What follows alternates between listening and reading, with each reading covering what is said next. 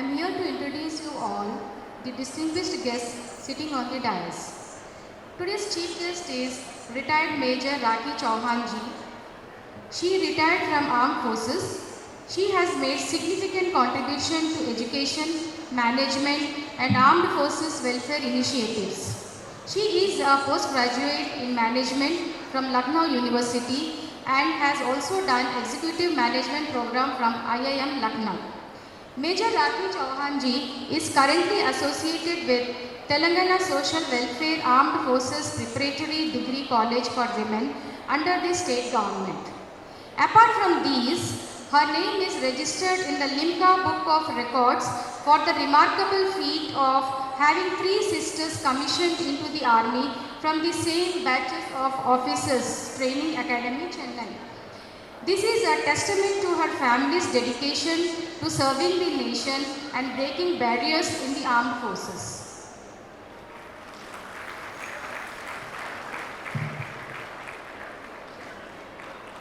Next, today's our special guest is Srimati Dr. Anuradha Garu, MBBS, MD in General Medicine. She has been rendering service in Gandhi Hospital for the past 30 years. She loves singing and apart from this, she has participated in many social service activities also. So next instead we have Sushma Mudigonda Garu took some time from her busy schedule to be the prime speaker of this program. She did MS in Computer Science from USA. Currently she is in a leadership role in Qualys Deal Software Company. Apart from her job, she had visited, as part of her job, she has visited USA, Mexico, Germany, UK, etc. Till recently, she was a member of Film Censor Board. She has been awarded Senior Research Fellowship from the Ministry of Cultural Affairs.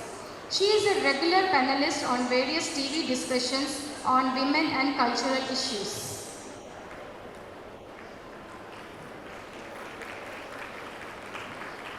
So next sitting on the dais is Jayprada Devi Garu, an avid social worker, completed her graduation in arts. She is in the service of needy people since 1994 through Seva Bharti. She now heads the Kishori Vikas project in Telangana.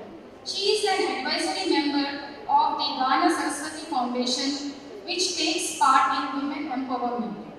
Jayprada Garu also involves herself in Bala Samskara Kendras for children, Madhur Mandali for women, and skill development program for underprivileged sections of the society. She is the founder member of Kishori Vikas project at Seva Bharti back in 2004. So as part of this program, Mahila Shakti program, she is the whole in charge, she is the secretary of this program.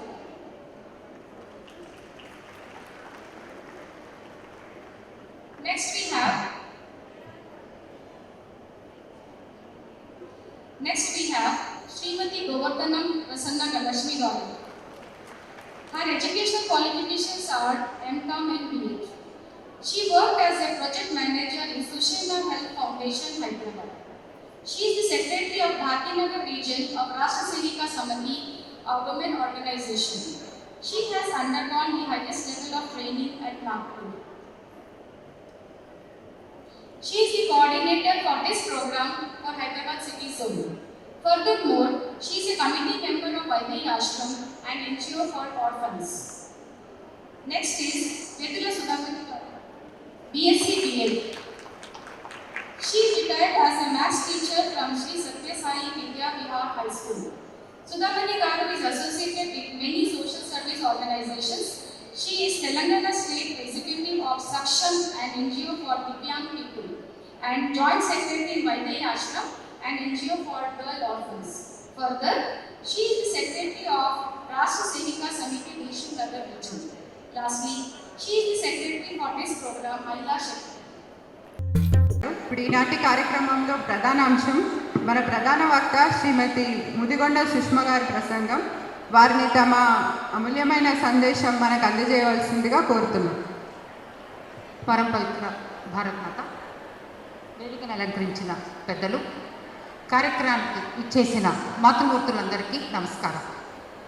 ఈ కార్యక్రమం కోసం నాకు phone చేసినప్పుడు ప్రసన్నక్క నేనేమడిగానంటే, పెళ్లి మండపంలో చేస్తున్నారు కార్యక్రమము, అందరూ శుభ్రంగా ఇదా అదా పెళ్ళి కార్యక్రమానికి వచ్చినట్టు పట్టు చీరలు కట్టుకొని నగలు వేసుకొని వస్తున్నారు, కార్యక్రమం ఏం వింటారు అని అడిగారు. అందరూ హాయిగా కూర్చొని మనం పెళ్ళిలో ఏం చేస్తాము, ఒక ఇటు అటు పట్టు చీరలు కట్టుకొని తిరుగుతాము, సరదాగా వచ్చిన వాళ్ళందరినీ పలకరిస్తాము, కబుర్లలో పడతాము, మధ్యలో మొబైల్లో చూసుకుంటాము, నిశ్శబ్దం పాటించము. ఇదంతా పెళ్లిలో మనం చేసే వ్యవహారం. అంటే ప్రసన్నక్క అన్నారు, మా దిల్సుఖ్ నగర్ భాగ్ వాళ్ళక్క నిశ్శబ్దంగా ఉంటారు కార్యక్రమం మొత్తం. మీరు చెప్పింది అంటే మేము చెప్పేది కూడా అర్థమయ్యేటట్టు ఉండాలిగా, కానీ అర్థమైనా కాకపోయినా కూడా అర్థం చేసుకోవడానికి ప్రయత్నిస్తారు. అందరూ జ్ఞానము మీద దృష్టికోణంతో వచ్చేవాళ్లే ఉంటారు, ఒక జ్ఞాన పిపాస ఉన్న వాళ్ళే వస్తారు అని మీ ప్రసన్నక్క చెప్పారు. ఉంటారక్క చూడండి, నేను హాల్ ఏం నిండుతుంది, ఆదివారం నాడు ఇంట్లో దోశలు పోస్తూ ఉంటారు మహిళలు, లేదా నాన్ వెజ్లు వండుతుంటారు. టైంలు ఎక్కడ ఉంటాయి, వారం అంతా పనిచేస్తాం కదా, వారం అంతా కూర్చొని టమాటా బాతులను ఉప్మాలు చేసి డబ్బాలు కట్టి పంపిస్తూ ఉంటారు, కాబట్టి ఆదివారం దోశలు వేస్తుంటారు, రారెవ్వరు అన్న. లేదక్క హాల్ అంతా నిండుతుంది, అందరూ నిశ్శబ్దంగా ఉంటారు, మొబైల్ సైలెంట్లో పెట్టుకుంటారు, మీరు చెప్పిందంతా వింటారు అని చెప్పి నన్ను బలవంతాన్ని ఇక్కడ తీసుకొచ్చారు. వచ్చినందుకు మీకు అందరికీ ధన్యవాదాలు చెప్పుకుంటున్నానమ్మా. ఒక ఆదివారం నాడు భారతీయ దృష్టికోణంతో ఈ భారతీయ సంస్కృతి పరంపరల దృష్టిని నేర్చుకుందాము అని తెల్లవారుజామున లేచి సంసారంలో సర్దుకొని వదిలేసి రాలేక సర్దుబాటు చేసుకొని వంట చేసి మన ఇంటికి వెళ్ళి ఇంకోలం పెట్టి అడ్జస్ట్మెంట్స్ చేసి ఇక్కడికి వచ్చిన ప్రతి మహిళామణికి నేను శిరస్సు వంచి నమస్కరిస్తున్నానండి. ఈరోజు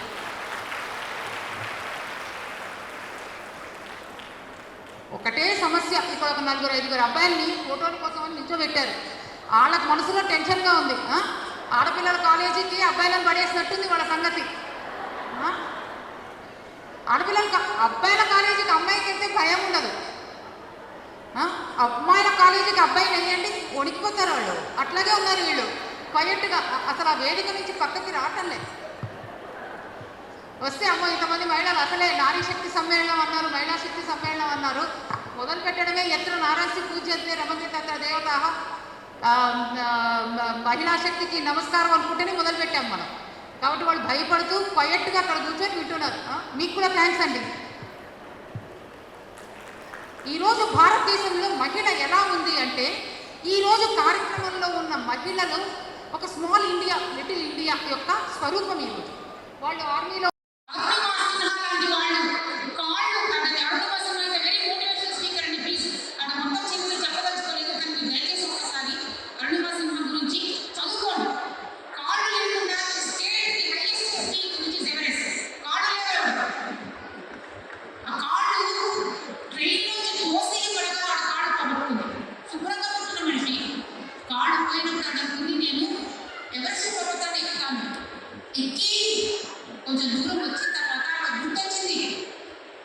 అక్కడ భారతీయ జాతీయ జెండాని అక్కడ నిలపలేదు, మళ్ళీ ఎత్తిందాడు వెళ్ళి భారతీయ మన జాతీయ జెండాని అక్కడ పెట్టి శాల్యూట్ చేసి కిందకు వచ్చింది.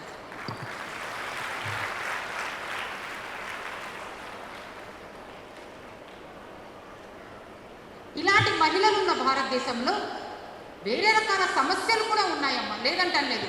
మహిళలలో హీమోగ్లోబిన్ కంటెంట్ అంటాం కదా, ఐరన్ కంటెంట్ చాలా తక్కువగా ఉంది అని గ్రామీణ క్షేత్రాల్లో మహిళల్లో, ఎస్పెషల్ సిటీలలో ఉన్న పిల్లలు కూడా, ఇంటర్మీడియట్ కాలేజీ చదువుతున్న పిల్లలకి వాళ్ళకి చదువు మీద దృష్టి ఉంటుంది లేదా వేరే వ్యవహారాల మీద దృష్టి ఉంటుంది. అందుకని ఈ తిండి మీద ధ్యాస పోయి బక్కగా అయిపోతుంటారు. లావుగా ఉన్న వాళ్ళు కూడా హెల్దీ న్యూట్రిషనస్ బాడీ లేదు. ఎన్నో చోట్ల ఇప్పటికీ కూడాను ఫీమేల్ గర్భధారణ తెలిసిందంటే చంపేస్తున్నారు అన్నది మనం విన్నాం. అందుకోసమే గవర్నమెంట్ రూల్స్ పెట్టాల్సి వచ్చింది. చదువు లేకుండా ఉన్న ఫ్యామిలీస్ ఇప్పటికీ ఉన్నాయి. ఇంతకే మేజర్ గారు చెప్పారు, వాళ్ళ కుటుంబంలో మహిళ అంటే అదొక మెషిన్, వంట చేయడానికి మెషిన్, పిల్లలు కనడానికి మెషిన్. ఇట్లాంటి కుటుంబాలు నేటికి ఉన్నాయి. ఇళ్లలో అత్తవారితో లేకపోతే సంసారంలో భర్తతో కష్టసుఖాలు పడుతున్న మహిళలు వేల మంది ఉన్నారమ్మా. నాకు ఇక్కడ ఎవరి కుటుంబాల్లో ఏ సమస్యలు ఉన్నాయో తెలియదు, కానీ ఇక్కడున్న ఆడవాళ్ళే అలాంటివి అనుభవిస్తున్న వాళ్ళు ఖచ్చితంగా ఉంటుంటారని నాకు తెలుసు. ఈ కష్టాల మధ్యలో నుంచి ఎక్కడో ఒక అద్భుతాన్ని సృష్టిస్తున్నారు మా మాతృమూర్తులు. ఏంటి అసలు భారతీయ మహిళ అంటే ఏంటి అంటే, మన చరిత్ర నుంచి చూసుకుంటే ప్రపంచంలోకెల్లా ది ఫస్ట్ నాలెడ్జ్ భాండార్ అంటాం కదా, దాని పేరు ఋగ్వేదం. ఈ ఋగ్వేదాన్ని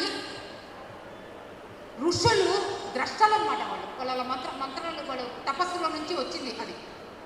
అయితే కేవలం ఋషులే ఇచ్చారు అనడానికి లేదు, దాదాపు ఋషికలు అంటామండి, మహిళల్ని ఋషికలు అంటాము, పురుషుల్ని ఋషులు అంటాము. 27 మంది ఋషికల కాంట్రిబ్యూషన్ ఉంది towards Rigvedam. The first knowledge in the world, దానికి 27 మంది ఋషికల కాంట్రిబ్యూషన్ ఉందండి. వాళ్ళ పేర్లు పౌలోమి, యామి, దక్షణ, సూర్య సావిత్రి, ఇట్లా ఒక 27 మంది ఋషికల కాంట్రిబ్యూషన్ ఉంది.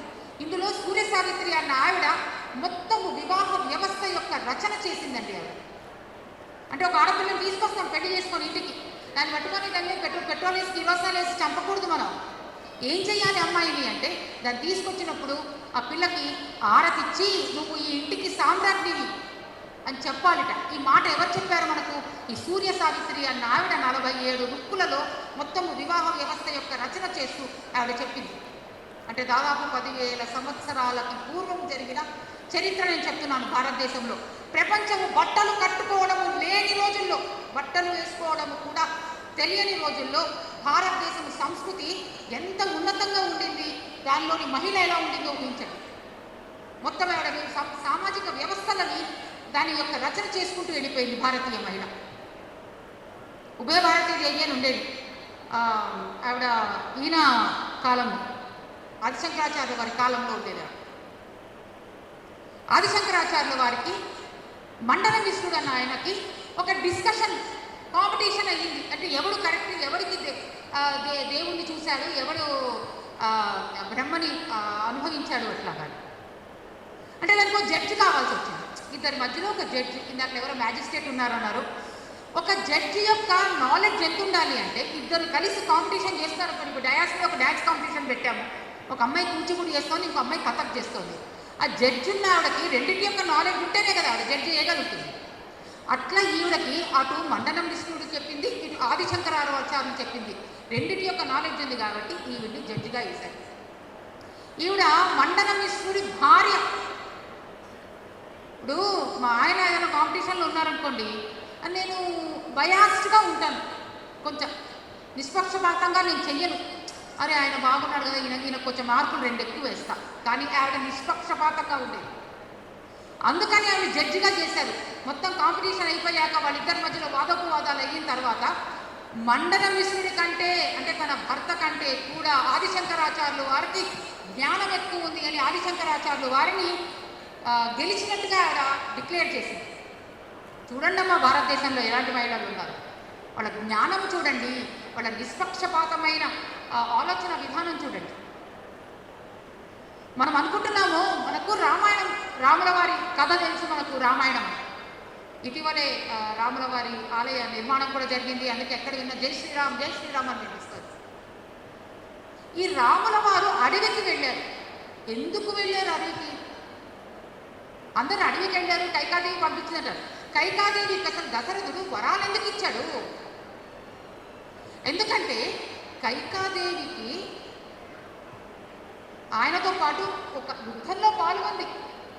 దేవదానవ సంగ్రామంలో ఈయన హెల్ప్ అడిగితే ఆయనతో పాటు వెళ్ళి ఆ యుద్ధంలో పాల్గొని, ఎక్కడో ఆయన యుద్ధం చెయ్యలేకపోతే ధనుర్బాణాలు తీసుకొని ఆడ యుద్ధ రంగంలో ముందు దూకింది.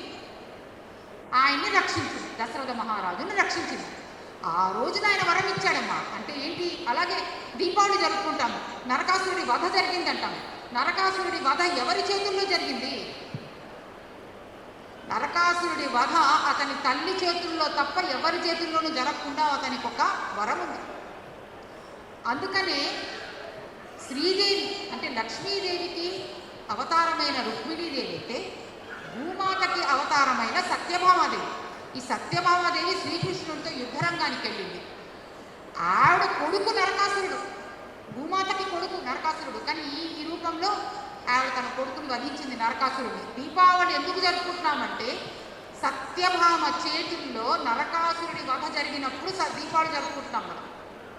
అంటే ఏంటి, ఈ రోజు ఉన్నారు యుద్ధరంగంలో, ఆ రోజు కూడా యుద్ధరంగంలో మహిళలు ఉన్నారు. ధనుర్బాణాలు పట్టుకొని భారతదేశంలో ధర్మ అధర్మ మధ్యలో యుద్ధం జరుగుతున్నప్పుడల్లా ధర్మపక్షంగా వీళ్ళు నిల్చొని యుద్ధం చేశారమ్మా. వివాహం చేస్తే జనక మహారాజు శ్రీరాముడికి సీతమ్మ వారితో వివాహం జరిగినప్పుడు ఆయన చెప్పాట, ఇయం సీత మమ సుత సహధర్మచరితవ ప్రతీచ చైన భద్రంతే పాణిని గ్రహణీశ్వ పాణిన. ఇది సీత, ఈ అమ్మాయి సీత, నా కూతురు. ఇయం సీత మమ సుత, నా కూతురు. సహధర్మచరితవ, నీతో పాటు సహధర్మచరితవ, ధర్మం ఆచరించడానికి నీకు వివాహం చేస్తున్నావు. ఎంజాయ్ చేస్తున్నాము, పబ్బులకు వెళ్తున్నాము, క్లబ్బులకు వెళ్తున్నామని కాదు. ఈ పిల్ల నీతో ధర్మం ఆచరించడానికి నీ జీవితం మొత్తము సహధర్మచరితవ, అందుకోసమని ఈ అమ్మాయిని నీకు ఇస్తున్నాను. ఆమె చేతిని గ్రహించు. ఇది రామాయణంలోని శ్లోకం అమ్మాయి, అందుకోసం ఇచ్చారు మా వ్యవహారం. అంటే ఏంటి, ఒక మహిళ సహధర్మచారిణి, మాత, జనని. అట్లాంటి మహిళలున్న భారతదేశంలో పుట్టడం మన అదృష్టం. ఎన్ని ఉదాహరణలు ఉన్నాయి అంటే రామాయణంలో ఇప్పుడు మనం ఒక 500 సంవత్సరాల చరిత్ర గురించి మాట్లాడుకుంటూ ఉంటాం. ఒక 500 సంవత్సరాల చరిత్ర. ఈ 500 సంవత్సరాల్లో బాబర్ వెళ్ళాడు, అతని సేనాధిపతి వెళ్ళి దాన్ని కూల్చాడు, అక్కడ ఉన్న ఆలయాన్ని కూల్చాడు, అక్కడ ఒక మసీదుని కట్టాడు. ఇట్లా మనం చరిత్ర చదువుకున్నాం. ఆ కూల్చేసిన తర్వాత రాణి జయకుమారి అన్నావిడ, రాణి జయకుమారి, ఈవిడ సూర్యవంశస్థురాలు. 3000 మంది మహిళా సైనికులతో, మహిళా సైన్యం 3000 మంది మహిళా సైన్యంతో వెళ్ళి యుద్ధరంగంలో పాల్గొందాం. ఎవరితో యుద్ధం చేసింది? హుమాయూన్ అంటే బాబర్ కొడుకు. అతనితో యుద్ధం చేసింది ఆ ఆలయాన్ని రక్షించడం కోసం. చేసి ఆ 3000 మంది ఆవిడ అందరూ కలిసి ప్రాణాలు కోల్పోయారు. ఆవిడ భర్త ప్రాణాలు కోల్పోయాడు. అప్పుడు ఆవిడ పడి ఉన్న ఆ శవం మీద నుంచి ఖడ్గం తీసుకొని ఆవిడ కొడుకు మళ్ళీ యుద్ధంలోకి వెళ్ళాడు, అతను కూడా ప్రాణాలు కోల్పోయాడు. ఎట్లా తయారు చేసింది చూడండి ఒక పుత్రుడిని ఆవిడ.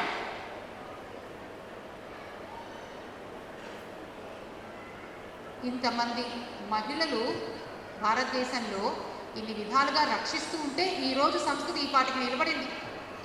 ఢిల్లీలో తైమూర్ అన్నవాడు ప్లండరర్స్ అంటామమ్మా వీళ్ళందరినీ. ప్లండరర్స్ అంటే వీళ్ళందరూ భారతదేశాన్ని దోచుకోవడానికి వచ్చిన వాళ్ళే. వీళ్ళు ఢిల్లీని పరిపాలిస్తుండేవాడు. ఆ టైంలో పక్కన మీరట్, ఇక్కడ గుజ్జారి రామ్ ప్యారి అన్న ఆవిడ ఉండేది. 40,000 మంది మహిళా సైన్యాన్ని తయారు చేసింది.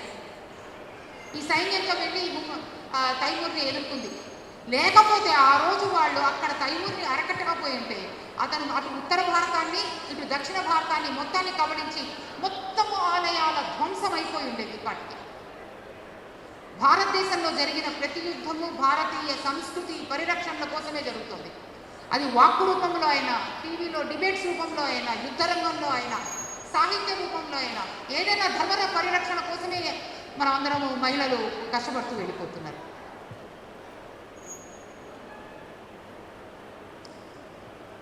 ఒక బాలుడు ఉన్నట్టమ్మా. ఈ కథ అందరికీ తెలిసిందే, అయినా ఎందుకో మళ్ళీ మళ్ళీ చెప్పాలనిపిస్తుంది.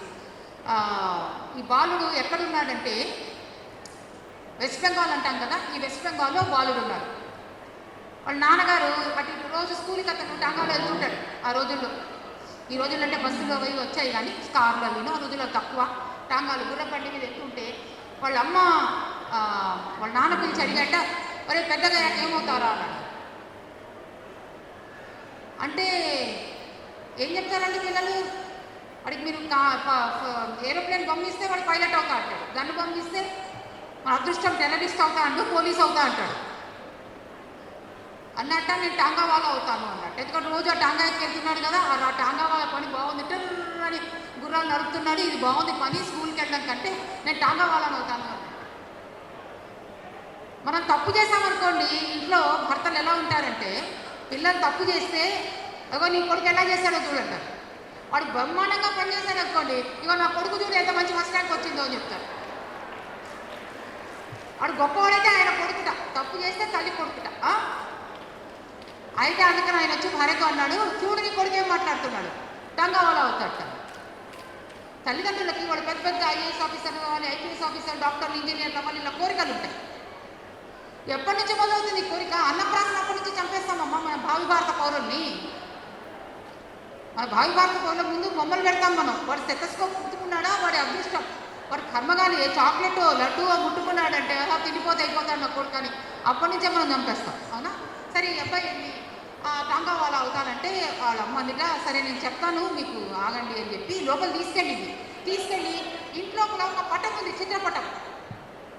ఆ చిత్రపటము శ్రీకృష్ణ పరమాత్మ అర్జునుడికి గీతోపదేశం చేస్తున్న చిత్రపటం. అక్కడ ఆయన రథాన్ని నడుపుతున్నాడు. ఏం చేస్తున్నాడమ్మా? రథాన్ని నడుపుతున్నాడు. ఇప్పుడు చెప్పింది, నువ్వు టాంగావాలా అవ్వాలనుకుంటున్నావు కదా నీ జీవితంలో, ఎప్పటికైనా టాంగావాలా కావాలి అనుకుంటే శ్రీకృష్ణ పరమాత్మ లాగా టాంగావాలా కా. ధర్మానికి అధర్మానికి మధ్యలో యుద్ధం జరిగిన రోజున ధర్మం పక్షాన నిలుపుడు, ధర్మాన్ని నడిపించు, ధర్మానికి జయం కలిగించు. నీ బాధ్యత అది. అవ్వాలనుకుంటున్నావు కదా, కానీ అట్లాంటి టాంగావాలా కావాలి. ఆ తల్లి మార్గదర్శకత్వంలో ఆ బల్లాడి పేరు నరేంద్రుడు. తల్లి మార్గదర్శకత్వంలో తర్వాత అతను సన్యాస దీక్ష తీసుకొని వివేకానందుడిగా మారి భారతీయ సంస్కృతిని విశ్వవ్యాప్తంగా ప్రచారం చేశాడు. ఆ తల్లి పేరు భువనేశ్వరీదేవి. ఇంకో పిల్లాడు ఇట్లాగే ఉన్నాడు, మళ్ళీ వెస్ట్ బెంగాల్లోనే. ఈ పిల్లాడు చిన్నపిల్లాడు. రోజు స్కూల్కి వెళ్తుంటే చెట్టు కింద ఒక అవ్వ ఉండేది. ఈ అబ్బాయి ఏం తినదు, పేదవ్వ, ఒక చెట్టు కింద కూర్చుని ఉండేది. ఈ అబ్బాయి ఏంటి అడిగాడు, అబ్బా నువ్వేమైనా తింటావు? చిన్నపిల్లాడు, బాలుడు. అంటే నాకు ఎవరు లేరు బాబు, తిట్టడానికి ఎవరు లేరు, తినడానికి ఏం లేదు అంటే అబ్బాయి ఏం చేశాడు, టిఫిన్ డబ్బాని తీసుకెళ్ళి ఆవిడ బొచ్చలో వేసేసేసి స్కూల్కి వెళ్ళిపోయాడు. ఆ రోజు అబ్బాయి భోజనం చేయలేదు. ఇంటికి వచ్చాక వాడు అమ్మ అడిగింది, తిన్నావా? డబ్బా అంతా ఖాళీగా ఉంది, ఏం తిన్నావు, నచ్చిందా? ఇట్లా తల్లి అడిగింది. అడిగితే అబ్బాయి చెప్పాడు, నేను తినలేదు, అక్కడ ముసలి అవ్వ ఉంది, ఆమెకు అన్నం పెట్టేవాళ్ళు లేరు, నా డబ్బాలో నుంచి ఆహారం తీసుకొని ఆ అవ్వకు పెట్టాను. యావరేజ్ తల్లి అయితే ఏం చేస్తుంది, వ్యర్థమా బుద్ధుందా లేదా అసలు నీకు? నేను కష్టపడి చేశాను, రేపు మళ్ళీ కళ్ళు తిని పడిపోతే నీకు ఎవరు, నేనే ఆసుపత్రికి తీసుకెళ్ళాలి, ఇలా అంటుంది ఒక యావరేజ్ తల్లి. ఆ తల్లి ఏం చేసిందంటే, అతని తల్లి ఏం చేసిందంటే, ఆ బాలుడి తల్లి నెక్స్ట్ డే 2 డబ్బాలు తయారు చేసింది, 2 టిఫిన్ డబ్బాలు. నాన్న ఒకటి తీసుకెళ్ళి అవ్వకి, ఇంకోటి మాత్రం నువ్వు తిను అని. వెళ్ళాడు. ఒకసారి ఇలా రోజు అవుతుండేది. ఒక రోజు తుఫాన్ వచ్చింది ఆ ప్రాంతంలో.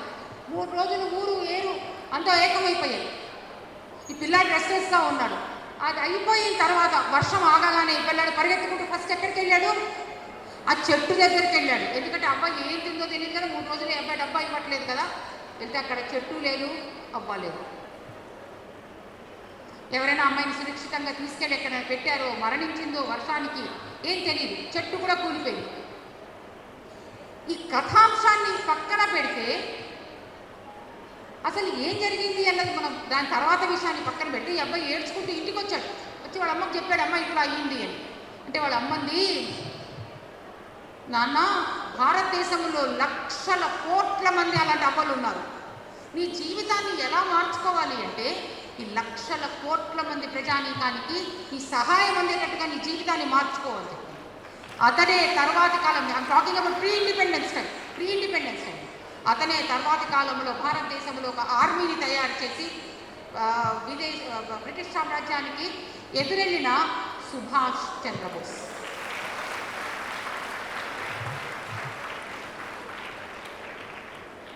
ఈరోజు మనము భారతదేశ చరిత్ర చెప్పుకుంటున్నాము అంటే వీళ్ళమ్మ మహిళలు, ఒక జిజియామాత, ఒక భువనేశ్వరీదేవి, ఒక సీతాదేవి, ఒక ద్రౌపదీదేవి, ఒక ఉభయ భారతీదేవి, ఋషికలైన యామి, శాశ్వతి, దక్షణ, సూర్య సావిత్రి, ఇట్లాంటి వాళ్ళు నడిచిన భూమి మీద ఈరోజు మనం నడుస్తున్నాం. వ్యక్తిగతంగా నాకు తల్లికి భూమాతకి తేడా లేదమ్మా, నా మనస్సులో చెప్తున్నాను. నాకు తల్లికి భూమాతకి తేడా లేదు. నాకు ఆకలేసినప్పుడు మా అమ్మ అన్నం పెట్టింది, నాకు ఆకలేస్తే ఈ భూమాత నాకు అన్నం పెడుతుంది పంటలు పండించి. నాకు ఆకలేస్తే నా తల్లి మంచినీళ్ళు ఇచ్చింది, దాహం వేస్తే ఈ ఈ ఈ ఈ నేల నాకు మంచినీళ్ళు ఇచ్చింది నదీ నదాలతో. ఈ నేల నాకు అందించింది ఒక ఒక ఒక గంగా, యమున, కృష్ణ, గోదావరి, ఈ నదులని ఈ నేల నాకు అందించింది. నేను అలిసిపోతే మా అమ్మ ఒడిలో తలబెట్టి పడుకున్నాను. నేను అలిసిపోతే ఈ అమ్మ ఒడిలో తలబెట్టుకొని నేల మీద పడుకుంటాను ఇంట్లో ఎండాకాలంలో. ఈ తల్లి నాకు జ్ఞానాన్ని ఇచ్చింది, వేదాలను ఇచ్చింది, ఉపనిషత్తులు ఇచ్చింది, రామాయణ, భారత, భాగవత, భగవద్గీత, 108 పురాణాలు, ఇలా నాకు జ్ఞాన భాండారాన్ని నా చేతికి అందించింది. కాబట్టి ప్రతి మహిళ తన జీవనాన్ని, ఈరోజు ఇక్కడికి వచ్చాము అంటే గౌరీదేవిని పట్టుకొని వస్తున్నారమ్మ అమ్మాయిలు. బయట నేను లోపలికి వస్తున్నప్పుడు ఒక ఆవిడ ఫోటోలు తీసుకుంటుంది, సెల్ఫీలు. నేను వెనకాల ఉన్నాను, ఫోటో బాంబు చేయకూడదని పక్కకి వెళ్తుంటే ఆవిడండి, ఉండండి లైన్లో మీరు ఫోటో. నేను మీతో నాకు పరిచయం లేదు కదమ్మా, నన్ను ఏమని గుర్తుపెట్టుకుంటారు, తెలిసిన వాళ్ళతో ఫోటో తీసుకోండి అంటే ఆవిడండి, పర్వాలేదు ఉండండి. ఎందుకని ముక్కు మొహం తెలియని ఒక 1000 మంది మహిళల్ని ఒక రూమ్లో పడేస్తే మేమందరం ఒక ఏక కుటుంబము అన్న భావనతో అందరూ ఇక్కడ కూర్చొని భారతీయ సంస్కృతి కోసము ఆలోచన చేసే విధానానికి ఈరోజు ఇక్కడ ఉన్నాం.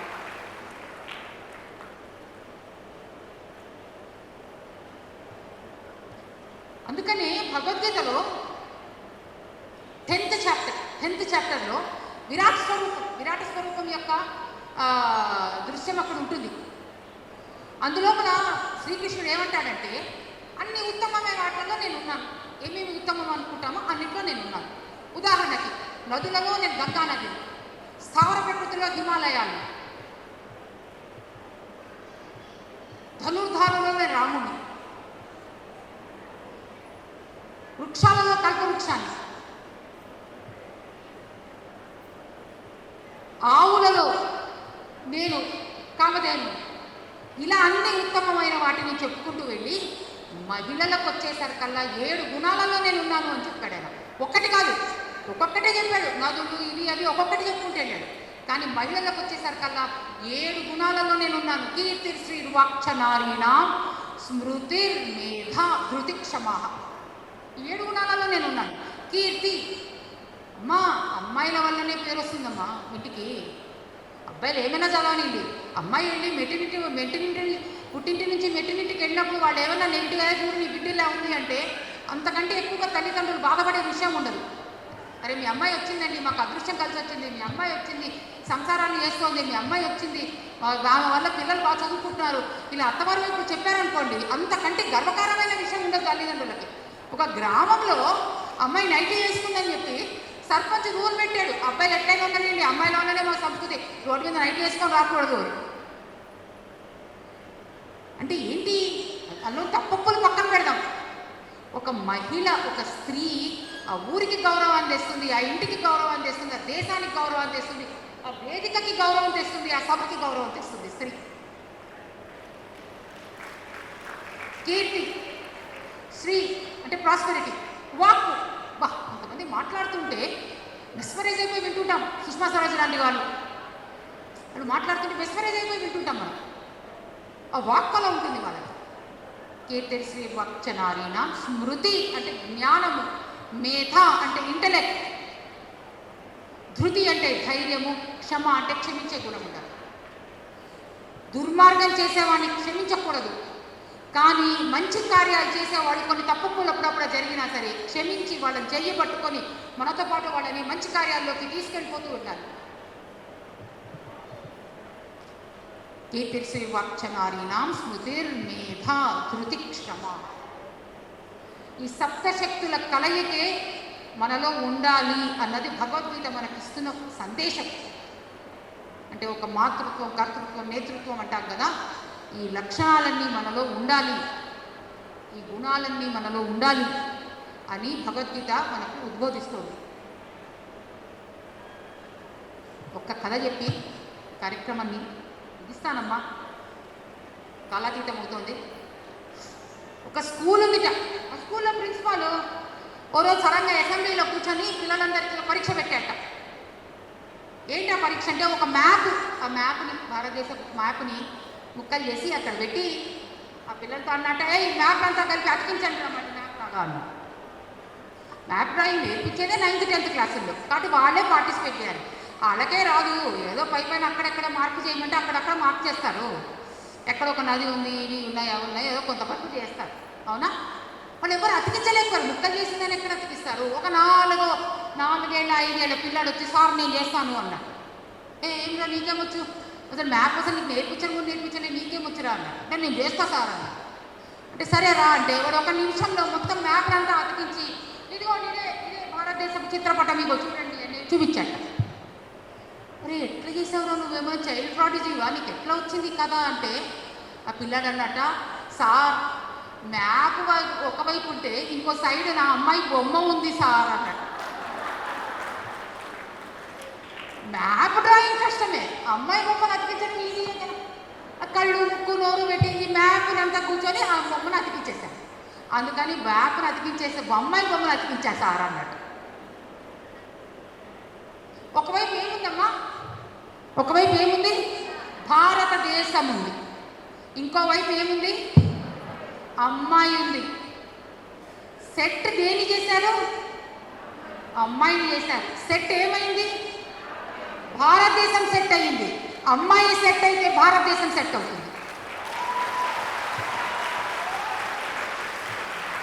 నేను ఈ విషయంలో నాకు డౌట్ లేదండి, నాకు అసలు ఏ విషయం ఈ విషయంలో మాత్రం నాకు డౌట్ లేదు.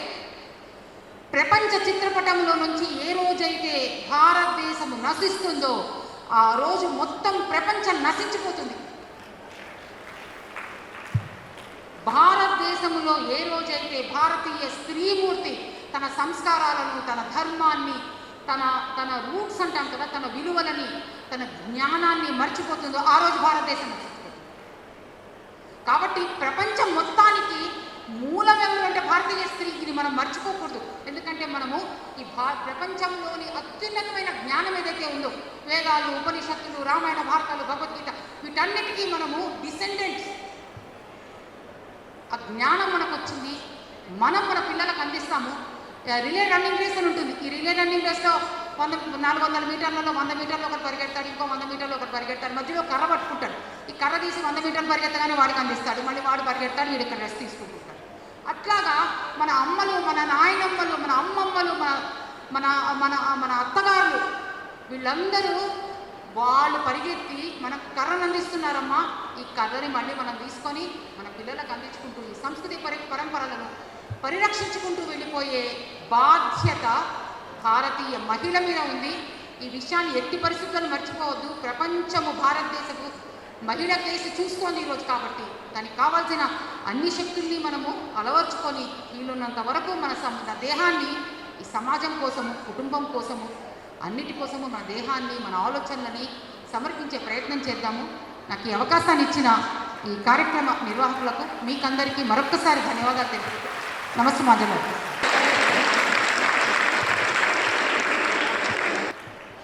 మీ అమూల్యమైన సందేశంతో మమ్మల్ని ఉత్తేజితం చేశారమ్మా. మేము తప్పకుండా ఆచరిస్తాము. Thank you.